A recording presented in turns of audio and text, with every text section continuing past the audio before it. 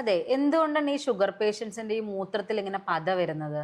അതിനെയാണ് നമ്മൾ micro albuminuria അല്ലെങ്കിൽ പ്രോട്ടീൻ യൂറിയ എന്നുള്ള പേരിൽ അറിയപ്പെടുന്നത്. സിമ്പിൾ ആയിട്ട് പറയുകയാണെങ്കിൽ നമ്മുടെ യൂറിനിലൂടെ പ്രോട്ടീൻ നഷ്ടപ്പെടുന്ന ഒരു അവസ്ഥ.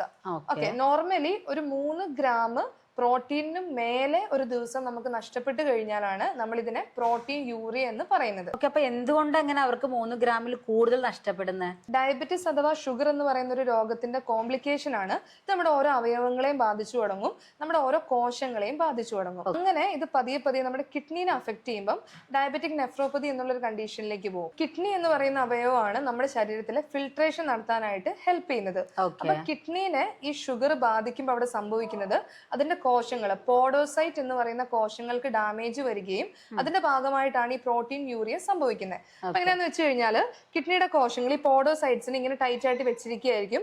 അത് അതിന്റെ പ്രവർത്തനങ്ങളൊക്കെ നോർമൽ ആയിട്ട് ചെയ്തുകൊണ്ടിരിക്കും. കിഡ്നീനെ ഷുഗർ ബാധിച്ചു കഴിയുമ്പോൾ ഇങ്ങനെ ഈ പോഡോസൈറ്റ്സ് എന്ന് പറയുന്ന കോശങ്ങൾക്ക് പതിയെ ഡാമേജ് വന്ന് ഇവിടെ ഈ അരിപ്പയ്ക്ക് ഓട്ട വരുന്ന പോലെ തന്നെ കിഡ്നിയിൽ ചെറിയ ഗ്യാപ്പുകൾ രൂപപ്പെടാനായിട്ട് തുടങ്ങും. അതിന്റെ ഭാഗമായിട്ട് നോർമലി ഫിൽട്ടർ ചെയ്ത് ഉള്ളിൽ കയറേണ്ട പ്രോട്ടീൻ ഒക്കെ പതിയെ യൂറിനിൽ കൂടെ വേസ്റ്റ് ആയിട്ട് പോകും. എന്ന് പറഞ്ഞാൽ നമ്മൾ അരിപ്പയ്ക്ക് ഓട്ട വരുമ്പോൾ വേസ്റ്റ് താഴേക്ക് പോകും എന്ന് പറഞ്ഞ പോലെ തന്നെ സംഭവിക്കുന്നതാണ് പ്രോട്ടീൻ യൂറിനിൽ ലീക്ക് ആവുക എന്നുള്ളത്. അപ്പൊ അതിന്റെ പ്രധാന കാരണം ഷുഗർ കിഡ്നിനെ ബാധിച്ചു, കിഡ്നിയുടെ കോശങ്ങൾ ഡാമേജ് ആയി തുടങ്ങി എന്നുള്ളൊരു സൂചനയാണ് ഈ പ്രോട്ടീൻ യൂറിനിൽ കൂടുമ്പോൾ നമുക്ക് മനസ്സിലാക്കേണ്ടത്. ആ പ്രോട്ടീൻ ആണ് യൂറിനിൽ പതയായിട്ട് കാണപ്പെടുന്നത്.